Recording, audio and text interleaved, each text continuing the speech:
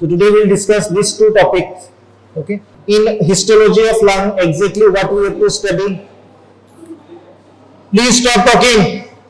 Last week you have seen that we have discussed about the trachea. Okay. So in trachea, I have told you that trachea is a tubular structure.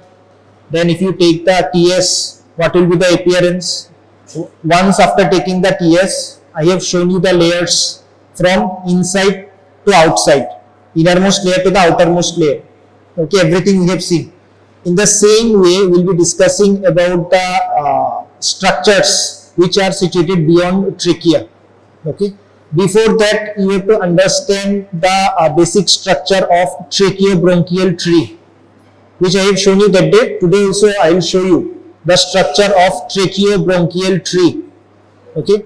Now, in the tracheobronchial tree, from trachea, as you are going downwards towards the lung, structural changes are taking place. Along with that, the diameter, then the layers in which, starting from lining epithelium, cartilage layer, submucosa, mucosal glands, along with the muscle fibers, everything is changing. Okay, so that has to be recorded, that you should know, and why it is changing, and that particular change, what is the clinical significance present in that also you have to know. I hope you have heard about asthma. Now, during asthma, what do you think, in which particular area or in which particular part of the tracheobronchial tree is affected?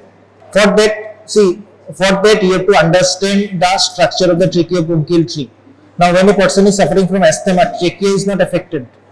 Even the larger intrapulmonary bronchi, they are also not affected. Mainly the bronchioles are affected. Okay. So these bronchioles are the part of a tracheobronchial tree. And you have seen people suffering from asthma taking inhaler. I hope you have seen somewhere. Okay. Now, what is the clinical significance? And that is lying behind the structure of bronchioles. Okay. So I hope you have understood. So accordingly, we will proceed. Now you know that lungs are the paired organ for gaseous exchange. Okay, lungs are the paired organ for gaseous exchange. Everyone you know that. And you have seen the lung also in dissection hall. Now it consists of pleural covering. I hope you have studied about the pleura. You know that pleura is covering the lung, right? Now, this pleura which is covering the lung, okay, it is having, or it is giving connective tissue septa. Okay, along with that, the lung parenchyma is also there, and that septa is extending into the substance of the lung, dividing it into lobules. Now, the principal bronchus which is there, it divides into right and left bronchus, and then it will enter the lung. And that particular part is called as intrapulmonary bronchus. Trachea dividing into two principal bronchus, okay, right principal bronchus, left principal bronchus. After that, when it is entering the lung through the root of the lung, at that time it is called as intrapulmonary bronchus. Then lung parenchyma also consists of bronchioles and alveoli. Okay. Now, I hope you remember this diagram. Last week, each and every group, we have discussed the trachea, right? So at that time, I have shown you the tracheobronchial tree. So this is also the diagram of tracheobronchial tree. I hope you can see the diagram. Now, here you can see the trachea. It is divided into two principal bronchus. Further, it is divided into lobar bronchus. Now, in case of lobar bronchus, 3 will be in the right side, 2 will be on the left side. Okay. Next, you can see the segmental bronchus. Segmental will be 10 on either side, 10 on the right side, 10 on the left side for each bronchopulmonary segments. Next, you can see the terminal bronchus, then bronchiole and the terminal bronchiole. Okay. After that, you can see the terminal bronchiole. Further, it is dividing into respiratory bronchiole. Okay. So these are the respiratory part, and these are the conducting part. You can see it is dividing into terminal bronchiole. Then terminal bronchiole will further divide into respiratory bronchiole, which is the smallest bronchiole. Okay. Then we are getting the alveolar sacs and the alveoli. So please by heart this particular tracheobronchial tree. Okay. Now we have discussed about the trachea, the structure of the trachea. Next we will be discussing about the bronchi. Okay. And once we discuss the bronchi, then we will go to the bronchioles. After doing that, we will see the comparison between the bronchus and the bronchiole. Okay. Also, you can say the differences between the bronchus and the bronchiole. Now, the structure of larger intrapulmonary bronchi. Okay. The larger intrapulmonary bronchi. What is the meaning of intrapulmonary bronchi? Which is inside the lung. The bronchi, once it is entering the lung through the root of the lung, then it is called as intrapulmonary bronchi. Now, if you see the structure of intrapulmonary bronchi, it is almost similar to the trachea. Do you remember the layers of trachea? Yes, 4 layers are there. Why I am asking you? Because as I say, the structure of the intrapulmonary bronchi is similar to that of the trachea. So you should know the layers of the trachea, then only you can compare that yes, these are same. Next, as the bronchi divide into smaller ones, there are different changes which can be noticed. Okay. Now the bronchi which divides into smaller ones, at that time different changes can be noticed. Now what are these changes you can notice? First of all, cartilage in the walls of the bronchi become irregular in shape. What is the shape of the cartilage in case of trachea? C shape. Okay. What is the shape of the trachea? It is C shape. Now, as you go downwards inside the intrapulmonary bronchi, gradually the shape changes. Okay. As you can see, it becomes irregular. Means not completely C-shaped. Broken pieces of cartilages are there. Okay. So like this, the changes starts from there. Next, cartilage is absent in case of bronchioles. Okay, that means if you see the bronchioles, in that cartilage will be absent. So that is a major difference between the bronchus and the bronchiole. Next, the amount of muscle in the bronchial wall increases as the bronchi becomes smaller. Okay, that means in the bronchioles, as you go downwards towards the alveoli, the number of smooth muscle fibers increases. Okay, smooth muscles are also there in the trachea, and that is called as trachealis muscle. These are also present in the intrapulmonary bronchi, but the amount of smooth muscles which are present in bronchioles, they are more as compared to the bronchi. Okay. Next, the presence of muscle in the bronchi is very important, and that is having an important clinical significance. Now, what is that important clinical significance? As you can see, the constriction of the muscle cause difficulty in breathing. Okay, and this specially occur in an allergic condition that is called as asthma. That means during asthma, which particular part of the bronchial tree is affected? The bronchioles. Okay, so the bronchioles, why they are affected? Because the walls of the bronchioles constrict. Why? Because smooth muscle cells are more in that particular area. Okay, during the time of asthma, that particular part constrict. So if that particular part constrict, then person will have difficulty in breathing. That's why they are taking inhaler. Whenever the inhaler is taken, what is the function? They will go and they will dilate the bronchioles. These are bronchodilator. Okay, so they will go, they will dilate the bronchiole. As a result, the person can breathe normally. Next, so these are the changes in the cartilage and the muscle cell. Now, along with that, what are the other changes? The changes are taking place in the diameter. Okay, that means if you see the diameter of the trachea and if you see the diameter of the bronchioles, is it same? Is it same? No. Which one is more?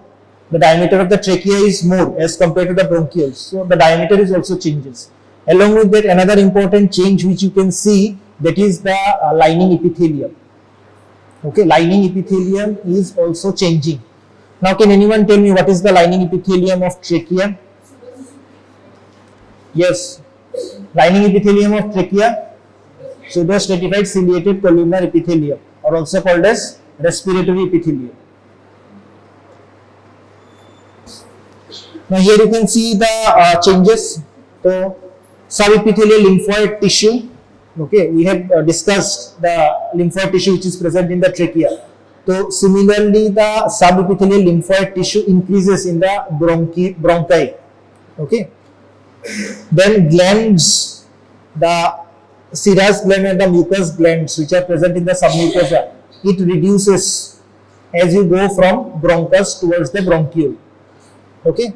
Now, if you see the trachea, the lining epithelium is pseudostratified ciliated columnar epithelium. Okay. Now we have seen the trachea, larger bronchi, the lining epithelium is pseudostratified ciliated columnar epithelium. The bronchi, the smaller epithelium, first it becomes simple ciliated columnar, then non-ciliated columnar, and finally cuboidal in case of respiratory bronchioles. So see, these are the changes.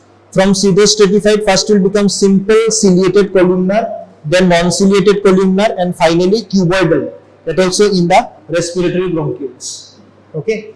Now if you go beyond that, especially in the alveolar duct, then alveolar sac, then alveoli, further changes are taking place and the cells become flattened. Okay, that is the squamous cells, simple squamous cells are present. Okay. So see, these are the different changes taking place. Now the cells also contain lysosome and numerous mitochondria. Okay. The wall of the alveolar duct are lined by flattened squamous cells. Okay. So like this, see, different changes we have noticed as it is going from trachea to the alveoli. Okay. So what changes you have noticed? First, changes in the cartilage layer. Previously it was C-shaped, then it is in the broken pieces. After that, as you reach the bronchioles, the cartilage layer disappears.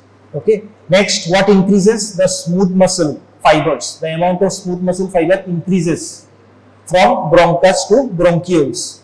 As a result, I have shown you the clinical significance is asthma. Okay. Next, the subepithelial lymphoid tissue, it increases in quantity as the bronchi become smaller. The subepithelial lymphoid tissue also increases, okay, as you go into the smaller bronchioles. Next, the glands, that means the glands which are present in the submucosa.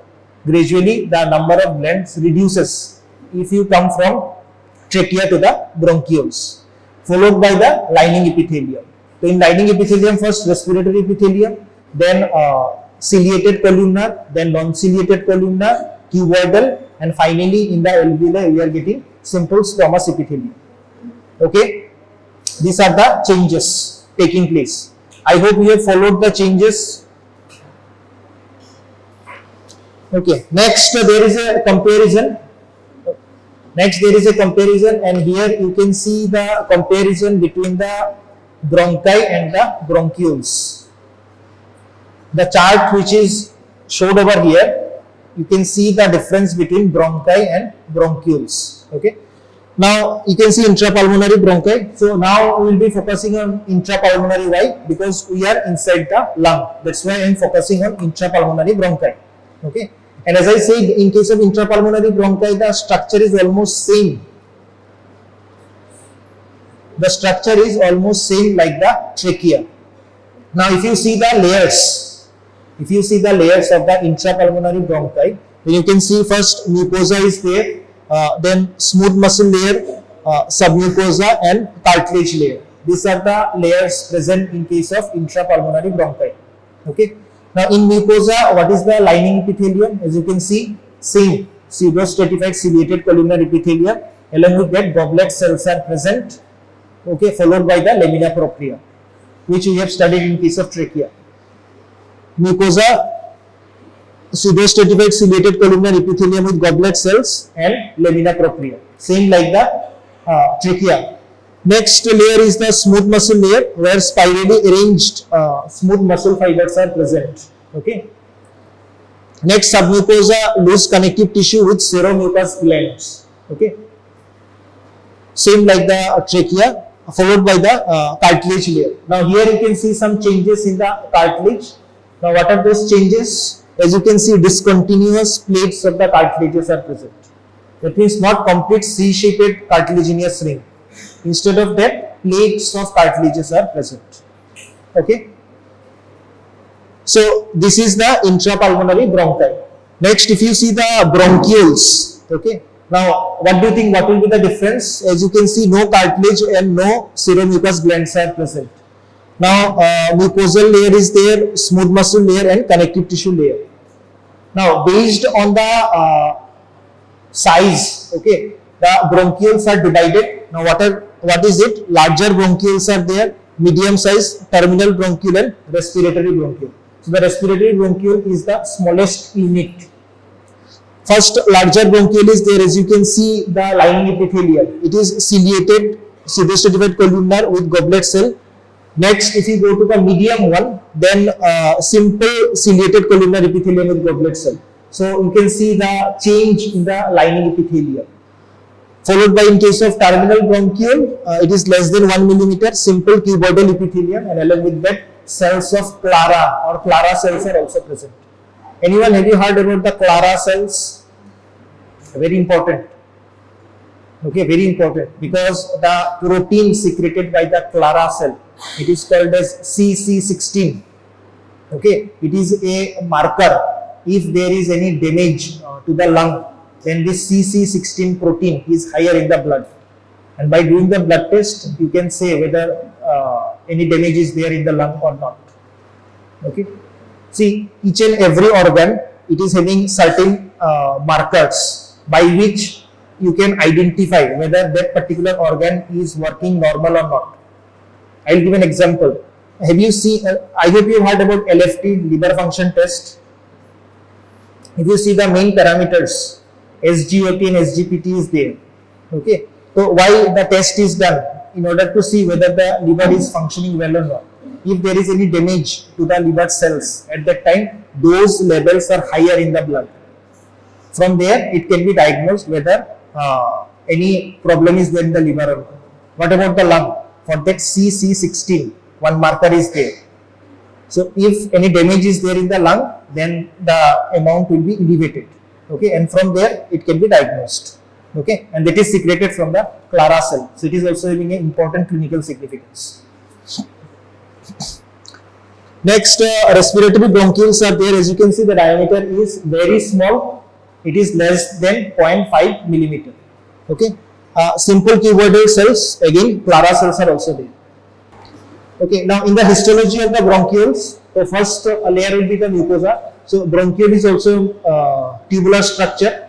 So, same pattern we have to go, the innermost layer, then the middle layer and then the outer layer. So, the first layer which will come, that is the mucosa. So, the lining epithelium varies according to the site of the bronchioles. In case of larger bronchiole, ciliated pseudostratified epithelium, columnar epithelium with goblet cell. In case of medium bronchioles, as you can see, simple ciliated columnar epithelium with few goblet cells. The changes, what are there I have mentioned. Then in case of smaller or terminal bronchioles, it is simple cuboidal epithelium with pleura cells. Okay. Now, bronchioles don't have cartilage in their wall. Very important. Please note it down, because you have to identify the slide under microscope. So, when you will see the bronchiole, at that time you have to see whether cartilages are present or not. If cartilages are absent, okay, that means it will be bronchiole. Then they don't, in case of bronchioles, they don't have seromucous glands, okay, in the lamina propria, and terminal bronchioles do not have the goblet cells. Okay, so these are some important changes which you can see in the mucosa of the bronchioles. Next, pleura cells are also present. So, pleura cells are non-ciliated cells. Max Pleura, German anatomist, discovered the cells. That's why they are also called as cells of pleura. Okay. Now, these pleura cells, they replace the goblet cells in the terminal bronchioles. They are having microvilli on the apical surface, secretes active protein. Okay, that is a pleura cell secretory protein, and I have mentioned the clinical significance of that. Okay. Next, smooth muscle cells are also there, and they are predominant in the bronchioles. That means amount of smooth muscle cells are more in the bronchioles as compared to the bronchi. Now, they are under the autonomic nervous system and regulates the passage of air through the bronchioles. Okay, so when the air is passing through the bronchioles, this particular smooth muscle layer, it will control the air which is flowing through the bronchioles. Okay, lastly the connective tissue layer, they are surrounded by a small amount of connective tissue that separates the bronchioles from the adjacent structures. So outer connective tissue layer is also there. Now this particular connective tissue, they are rich in elastic fibers. Okay, and there is a speciality. Now these elastic fibers are responsible for elastic recoiling of the lung. Have you studied the recoiling of the lung in physiology? Have you studied the respiratory system in physiology? No. Then you will study the elastic recoiling of the lung. I hope you have studied. Okay, elastic recoiling of the lung. That means whenever the inspiration is done and after that the deflating of the lung which is taking place, okay, that is based on the elastic recoiling of the lung, which is very important. Details you will study in physiology. Now for that, the elastic fibers which are there, especially in the connective tissue layer of the bronchioles, they are helping in the elastic recoiling of the lung. Okay. Next, the smallest one, that is the respiratory bronchial unit. So the respiratory bronchial unit is the smallest functional unit of the lung. Okay, it consists of single respiratory bronchiole and alveoli. Okay, these are the two important structures present in the respiratory bronchiolar unit. Okay, smallest functional unit, single respiratory bronchiole and alveoli. Okay. Now, if you see the diameter, it is less than 0.5 millimeter. It participates in the gaseous exchange and hence it is also called as the respiratory bronchiole. Okay. Now, what is the lining epithelium? It is simple cuboidal epithelium. Now, gradually loses cilia as it moves towards the distal part of the bronchiole. Okay. Smooth muscle cells are present around the epithelium. Along with that, a delicate layer of connective tissue is also present around the respiratory bronchiole. Okay. This respiratory bronchiole also shows the cells of pleura. Okay, they also shows the cells of pleura. The respiratory bronchiole shows few alveolar outpouchings, which are also called as alveolar sacs. Now, here is the diagram. Okay, so this particular diagram is very important because you have to draw this diagram in the practical notebook. What you can see in this diagram? Mostly you can see two structures. So this is the intrapulmonary bronchus and this is the terminal bronchiole, which we have discussed just now. You just see the difference. Which is the innermost layer? As you can see, this is the innermost layer. Okay. Now, in case of intrapulmonary bronchus, you can see that lining epithelium is there. Then you can see the smooth muscle layer. Okay, and after that you can see the cartilage layer. Okay. So whenever you are looking at the slide, especially focusing on the intrapulmonary bronchus, please keep that in mind. You have to focus on the cartilage layer. Okay, to see that the cartilages which are present, they are not continuous. They are in broken plates. Okay, as you can see the cartilage, this is cartilage, this is cartilage, this is cartilage. So cartilage layer is present, but it is not complete. Okay, or not C-shaped. Rather, broken plates of cartilages are there. Okay. So from here the differences starts. Next, this is the terminal bronchiole. And the terminal bronchiole, what exactly you can see under compound microscope? Cartilages are absent. Okay. Can you see any cartilage over here? Can you see any cartilage over here? No. So cartilage is absent. And along with that, if you focus it clearly, you will see that the smooth muscle fibers are more. The amount of smooth muscle fibers are also more. As you can see, the amount of smooth muscle fibers are also more. So these are the two important points which you can differentiate by looking at the slide where both the structures are present. Okay. And today during the practical class, we will see and we will try to differentiate between these two structures. Okay. Now, so this diagram is also important, schematic diagram for drawing. Next, this is also a schematic diagram. This is the histology of lung. Here, almost everything can be seen. First, you can see the intrapulmonary bronchus. A cut section of the intrapulmonary bronchus is seen. Okay, as you can see, a cut section of the intrapulmonary bronchus is seen. After that, you can see the terminal bronchiole. This is one terminal bronchiole. This is one terminal bronchiole. Okay, and then you can see the smallest one, that is the respiratory bronchiole. Okay, followed by you can see the alveolar duct. You can see the alveolar duct, and you can see these are the alveoli. So alveoli we have not discussed. We will be discussing. Don't worry. But these are the things which are present over here. So this particular picture will be shown during the practical class. So from that particular slide, you have to differentiate the intrapulmonary bronchus. You have to differentiate the bronchioles. Okay. Now, whenever you will differentiate the bronchiole in a particular field of view, you can get the terminal bronchiole also, and you can get the respiratory bronchiole also. Okay. So you have to identify. It is very easy. In case of respiratory bronchiole, you will see that the diameter is very small as compared to the terminal one. Okay. Means this thing you can see. Other differences already we have discussed, but these are the differences which you can see directly under microscope. Okay. Now whatever we have discussed, this is the comparison between the bronchus and the bronchiole. Okay. Now in case of bronchus, you can see the diameter is more than 1 millimeter. In case of bronchiole, it is less than 1 millimeter. That is one major difference. Next, lining epithelium, as you can see the lining epithelium, that is the respiratory epithelium. In case of bronchiole, in different bronchioles, the lining epithelium keep on changing, which we have discussed. Okay. Next, in case of small bronchiole, simple columnar, simple cuboidal cells is there, and along with that, the goblet cells which are present in the terminal part, it is replaced by the cells of pleura in case of bronchiole. Next, smooth muscle present between the mucosa and the cartilage layer, and here it is present between the mucosa and the adventitia. Cartilage, irregular plates of cartilages are present. Okay, and here cartilages are absent. So in case of bronchioles, cartilages are absent.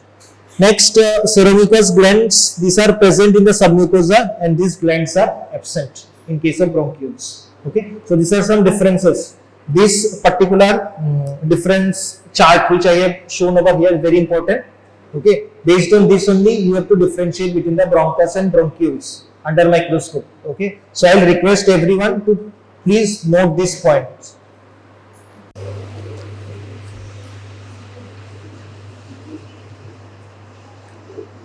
Okay, next, after respiratory bronchiole, we will proceed towards the alveolar duct and the alveoli. Okay, so what is exactly present in the alveoli? As you can see, these are thin-walled polyhedral sac-like structures. Okay, and terminal spaces of the respiratory system constitute the site where actually the gaseous exchange are taking place.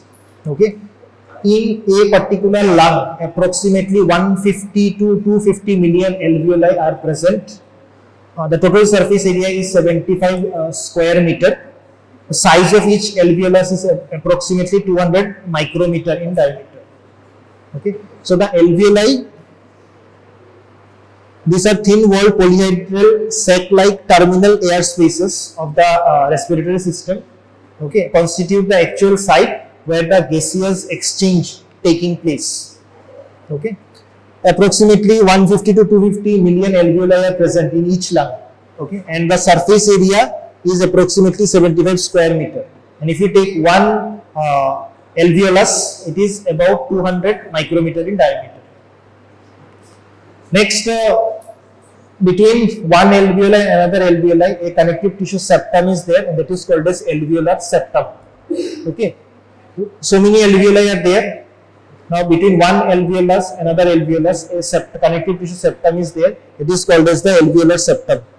Okay, which is made up of thin layer of connective tissue, and in that blood vessels, capillaries are present.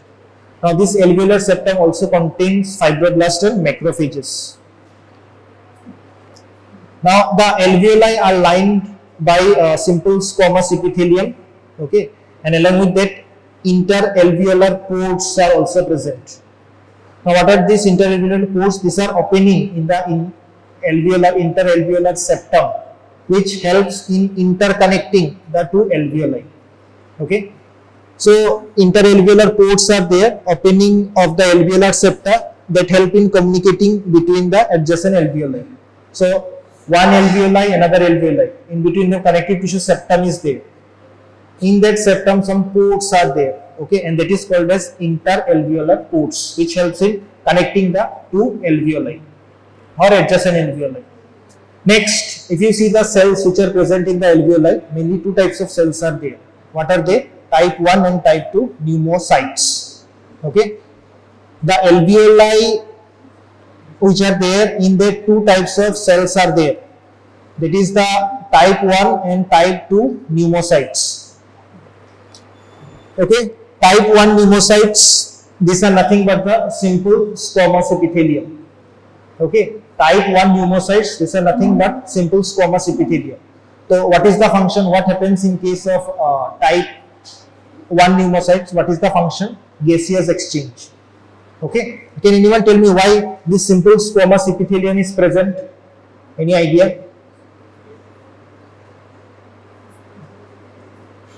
In alveoli, two types of cells are there, as I say, type 1 pneumocyte and type 2 pneumocyte. If you see the type 1 pneumocyte, these are nothing but simple squamous epithelium. Now the question is, why this simple squamous epithelium is present? Yes, because it is having large surface area, so that the gaseous exchange can take place easily. That's why the lining epithelium is simple squamous epithelium. Okay. So see, 95% of the cells are type 1 pneumocytes. Okay. Next, another type of cells are there. These are called as type 2 pneumocytes. So 5% populations are type 2 pneumocytes. These cells are cuboidal in shape and abundant in cytoplasm. Now they produces surfactant, that is also called as DPPC, dipalmitoyl phosphatidylcholine, or also called as DPPC. Now this is a surfactant which is produced by the type 2 pneumocytes. What is the function? This surfactant helps to reduce the surface tension, thus keeps the alveoli open. Okay, so whenever, every time you are breathing, when the air is going in and coming out from the alveoli, okay, the surface tension is reduced by the surfactant. If it is not there, the alveoli will collapse. Okay, if the surfactant is not produced by the type 2 alveoli, type 2 pneumocyte, then what will happen? The alveoli will collapse. Okay, so that's why the surfactant is very important. Now, if you see the electron microscope structure, of type 2 pneumocytes, then you will see that lamellar bodies are present and they are stacks, membrane bound granules in the apical part of the cell. Okay, so these are the things which are visible under electron microscope structure. The function of the type 2 pneumocytes, they are the progenitor cells of type 1, along with that production of the surfactant. Okay, the surfactant are also produced by the pleura cell. Okay, so the two cells are there which are producing the surfactant. Next, additionally, some brush cells are also there present in the alveolar epithelium. Now these receptors, and they monitor the air quality. That means, last time I told you, brush cells are also called as chemosensory cell. Whenever you are breathing, the air which is going in, okay, so this brush cell, they are chemosensory. Okay, so if any unwanted material is going in, okay, the brush cell can sense it. Okay, and it can generate the cough reflex. Okay, whenever it is required. So these brush cells are also there, and they will monitor the air quality or the air which is entering to the alveoli. Okay, so as a whole, from the starting, that means I am talking about the lower respiratory tract. If you see the cells which are present throughout the lower respiratory tract, then these are the cells. Okay, now in trachea, bronchus and alveoli, up to alveoli these cells are there, and in the alveoli these cells are there. Okay, so there is a list of cells. This part is very important. Okay, now as you can see, ciliated cells are there that will move the mucus, goblet cell produce mucus, then basal cells are there which will give rise to other cells, granule cells, enteroendocrine cells, okay, which secretes catecholamines, helps as bronchodilator, we have discussed earlier. Brass cells are there, which are sensory cells. Then Clara cells, which produce surfactant. Okay, and what is the clinical significance of Clara cells? Just now I have mentioned. Next, if you see the alveoli, so mainly two types of cells are there. What are they? Type 1 pneumocytes and type 2 pneumocytes. Okay, so type 1 pneumocyte nothing but the simple squamous epithelium. What is the function? Gaseous exchange. And type 2 pneumocytes produce surfactant. Brass cells are also there. Okay, so these are the different types of cells. Now here is a diagram. Okay, in this diagram you can see all the types of cells which I have mentioned just now. Okay, so this is for your comparison that starting from the trachea till now, the cells which we have discussed, okay, how they appear, you can see in this particular diagram. Okay, see the structure of the type 2 pneumocytes. Okay, this diagram is also important, and everyone you have to draw this particular diagram in a practical notebook. Do you remember the cells of bones which you have written? You have not drawn the diagram, but you have written, I have seen, in a practical notebook, histology practical notebook. So in this case, in the histology of lung, you have to draw this diagram showing all the cells, and you have to write this particular chart. Each and every cell, what is the function? Is it clear, everyone? If it will not be there in your practical notebook, I will not sign. Please keep that in mind. You have to write this chart and you have to draw the diagrams of the cells.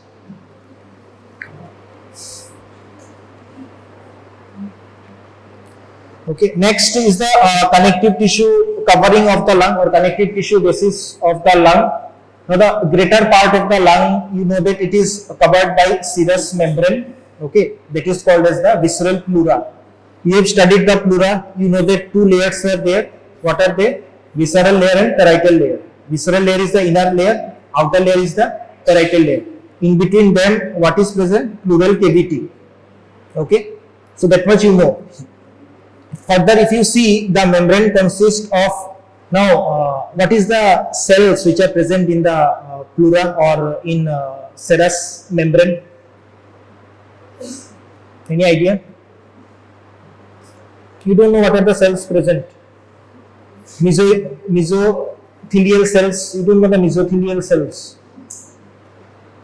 If you take any serous layer, if you take any serous layer, so serous layer is having two different layers, the inner layer and the outer layer, right? So the cells which are present, these are nothing but the mesothelial cells. Mesothelial cells are the examples of squamous, simple squamous cell. Okay. So as you can see, the membrane consists of flattened cells. These are nothing but the mesothelial cell supported by the connective tissue. Next, deep to the pleura, the subserous connective tissue is there. Now this connective tissue will extend as septa into the substance of the gland, and then it will divide into lobules. As it is extending into the substance of the gland, it is carrying the blood vessels along with it. Okay. So as you can see, the connective tissue extends into the substance of the lung along with the bronchi and accompanying the blood vessels, and divides it into lobules. Okay. Now each lobule has a lobular bronchiole that will ramify. Then blood vessels are there, lymphatics are there, and nerves are there. Okay, that will present in each lobule. Now epithelial lining of the air passage are supported by the basal lamina. Okay, the epithelial lining of the respiratory tract is supported by basal lamina. That means basement membrane is there. Okay, and along with that, lamina propria is also there. Now the basal lamina and the lamina propria are very important. Why? Because in that we have seen the elastic fibers are present, and that particular elastic fibers are helping in the elastic recoiling of the lung. So the fibers along the length of the respiratory passage are ultimately becoming continuous with the elastic fibers present in the air sac. Okay, and they are providing physical basis of the elastic recoil of the lung tissue. Okay, which is very important. Now elastic recoiling, why it is important, already I told you. it is an important factor in expelling the air during the expiration. Elastic fibers passing through the lung parenchyma and the pleura prevent the collapse of the alveoli and small bronchi during the expiration. Okay, that's why the elastic recoiling property which is given by the elastic fibers, it is very important. Now, can anyone identify the histology slide? So, this is the slide of which part? This is the slide of which part? This is the slide of the lung. Okay, this one you will see today under microscope. Okay, this is the appearance. What you can see? Can you see the intrapulmonary bronchus? Can you see? No, here you can see the respiratory bronchiole. As you can see, this is the respiratory bronchiole. These are the alveoli. As you can see, these are the alveoli. This is the alveolar duct. Okay. This which you can see, this is the terminal bronchiole. Now, in this particular view, intrapulmonary bronchus is not there. Okay. Now, how you will differentiate? Because here you can't see the cartilage layer. Okay, this is the terminal bronchiole. Now you can see in case of terminal bronchiole, the diameter is larger, and then here you can see the respiratory bronchiole diameter is smaller. Okay, and both the cases you can't see any cartilaginous plate or broken plates of cartilage, you can't see. Instead of that, you can see the smooth muscle fibers. Okay, so like this you can differentiate. I hope it is clear. This today further we'll discuss in the practical class. Okay, so that is all about the lung. The next topic is the blood vessel. So what exactly we'll be discussing in the blood vessel? Mainly about the arteries and the vein. Okay, that means if you take the example of a artery. Now see, different arteries are there, different types of arteries are there. Okay, in general, if you take the example of particular one artery and if vein, and you have taken the cross section TS, and then if you see under microscope, what will be visible? What are the different layers present, and then in each and every layer what is present? Okay, that you have to notice. Now you know how the blood is flowing in our body. It is a closed system. It is not an open system. So in closed system, how the blood is flowing, as you can see, it will start from heart and ultimately it will go to the heart itself. In between the blood vessels, you can see different types of blood vessels which are present. Okay. So large arteries are there. Okay, medium sized arteries are there, small arteries are there, and arterioles are there. Okay. As the size reduces, you can see the diameter also reduces. Okay. Next, you can see the capillaries are there. In between the arteriole and the venule, what is present? Capillaries are there. I don't know whether you have studied about the capillaries or not. So capillaries are there, then capillary present post capillary venule, muscular venule, then small vein, medium sized vein, and large vein. And this large vein will again draw into the heart. It will drain into the heart. Okay. So this is the pathway through which the blood is flowing. Now, a basic structure of blood vessel. Any of the blood vessel, if you take, what is the basic structure? Histologically, blood vessel is having 3 layers. Okay, histologically, blood vessel is having 3 layers. What are they? Tunica intima, tunica media, and tunica adventitia. The meaning of a tunica is coat or layer. Okay, so 3 basic layers are there if you take any of the blood vessel. Now, there will be some modification, but these 3 basic layers are present. So, what are they? From inside to out. First is the tunica intima, the innermost layer. Middle one is the tunica media, and outermost is the tunica adventitia. Okay, these are the layers present. Any of the blood vessel, if you take artery, if you take vein, anywhere. Now, within the blood vessel, as I said, 3 layers are there. What are they? Tunica intima, tunica media, and tunica adventitia. Tunica intima is the innermost layer, tunica media is the middle layer, and tunica adventitia is the outermost layer. 3 layers are there. Take any blood vessel, these layers will be there, but there will be some modifications. Okay. Next, tunica intima, you can see the wall of the blood vessels. First of all, endothelium is present. Okay, now what is this endothelium? Nothing but the simple squamous epithelium. Okay, endothelium is nothing but the simple squamous epithelium. Along with that, so if simple squamous epithelium is there, in order to support it, basal lamina will be there and subendothelial connective tissue will be there. So you can see subendothelial connective tissue, that is the loose connective tissue is present. Next, internal elastic lamina is there, which is made up of a thin layer of elastic fibers, and they are also fenestrated.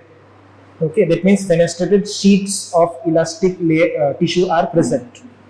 Next, in the tunica media, what is present? Smooth muscles are there, concentrically arranged, spirally arranged, okay, and some amount of collagen fibers, elastic fibers are present. Same fenestrated elastic sheets are also there, okay. Elastic and external elastic lamina is also present, okay. Next, tunica adventitia, as you can see, different types of fibers are there, along with that fibroblasts, collagen fibers are present, okay. Next, very important, you can see vasa vasorum is there and nervi vasorum is there. Anyone have you heard about vasa vasorum? What is it? Vasa vasorum, any idea? Now, what is the function of the blood vessel? If you take the example of artery, what is the function? It is carrying blood. Okay. Now, I have mentioned that three different layers are there. Okay. Tunica intima, tunica media, and tunica adventitia. Three layers are there. Okay. One blood vessel. So, blood vessel, the artery is supplying blood to the various parts. Okay. Now, in those three layers, what are the structures present? They also need blood supply. Okay. Some part of the artery is getting blood supply directly by diffusion.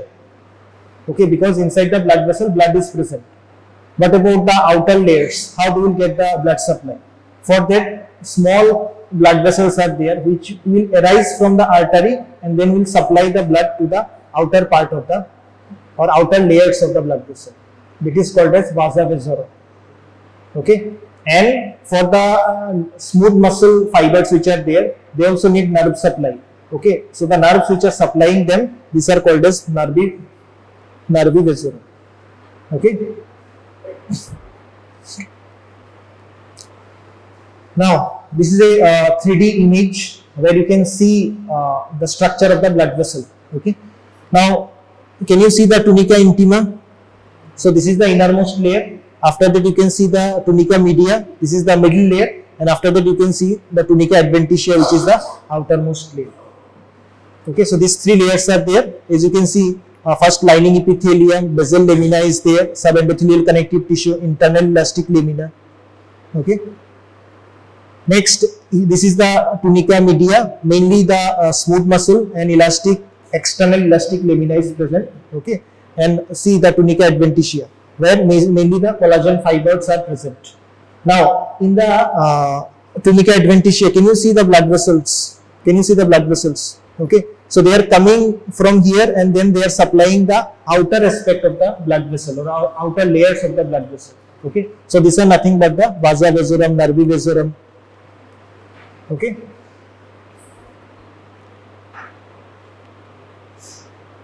Okay. Now, in case of artery, mainly on the basis of histology, mainly two types are there. It is the elastic artery and muscular artery. Okay, elastic artery and muscular artery. I am not going in detail. I will try to keep it as short as possible. Now, in case of elastic artery, these are also called as the conducting blood vessel. Means they are conducting blood vessel from heart to the other part. These are the elastic artery. Best example is aorta. Another type of blood vessel arteries are there, and these are called as muscular artery, which are distributing. That will distribute blood to the other part of the tissue. Okay, can you give me an example? Distributing, for example, brachial artery, femoral artery. These are the distributing blood vessels. So you know that femoral artery, where it is distributing blood in the lower limb, brachial artery, upper limb. Okay, so these are the distributing. Conducting artery, mainly aorta. So again, three layers will be there, as you can see: endothelium, subendothelial connective tissue, internal elastic lamina will be there, tunica media, smooth muscle fibers, multiple layers of fenestrial elastic lamellae, this will be there. Tunica adventitia, relatively thin and longitudinal collagen fibers are there. Now please see the diagram. This is the diagram for elastic artery. Okay. Now in the elastic artery, if you see the thickness, which layer is more thick? Tunica media. You can see the thickness of the tunica media. So this is the tunica intima, this is the lining epithelium, this is the subendothelial connective tissue. This entire part is nothing but the tunica media. Okay. What is present over here? You can see elastic lamina is there and very few smooth muscle cells are there. Okay. Next, this particular part is the tunica adventitia. This layer is also very thin. Okay. This is the appearance of elastic artery. Next, here you can see the, so previous one was the schematic diagram, and this under low magnification it appears like this. Okay, the slide of elastic artery under low magnification it appears like this. Okay, where you can see this is the, this part is the lumen, so this is the tunica intima, this entire part is the tunica media, and this small part is the tunica adventitia. Okay. So here what you have to look about the elastic lamina, mainly the elastic fibers, and along with that very few smooth muscle cells are there. Okay. Next is the muscular artery or medium size artery. Okay, these are also called as distributing vessels. Okay. Now here again 3 layers will be there, but what do you think? What will be the difference? Wait, I will show you the diagram. Then you can identify the difference. So see, endothelium is there, but very less amount of subendothelial connective tissue is there, and prominent internal elastic lamina. So internal elastic lamina is very prominent. Tunica media is thick, but here more amount of smooth muscles cells are present. Previously, elastic fibers are there, or thick sheets of elastic tissue are present, but here mainly you can see smooth muscle fibers are there, and very few elastic fibers are present in the muscular artery. Okay, an external elastic lamina may be present, means it is not that prominent. Adventitia relatively thicker than elastic arteries, vasa vasorum, nervi vasorum, these are also present. Here you can see the diagram. Previously I have shown you the elastic artery. Now this is the muscular artery. So what do you think? What is the difference? So can you see the thickness? First you can see this is the tunica intima. Okay. Then see the thickness of the tunica media, which is not as thick as the elastic artery.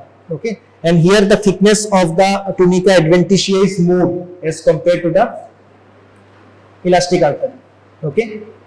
Next, here internal elastic lamina can be seen. Okay.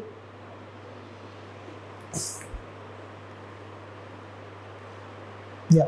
Now, if you see the difference, significant amount of subendothelial connective tissue is present. Now here the connective tissue is very less, and internal elastic lamina is clearly visible. Okay. Now here internal elastic lamina is faint, not clearly visible. Next, in case of elastic artery tunica media, you can see fenestrated elastic lamina are present. Here it is present but very less. Mainly smooth muscles are present. That's why it is also called as muscular artery. Next, tunica adventitia, it is thin, but here it is relatively thick. Fibroelastic connective tissue are also present.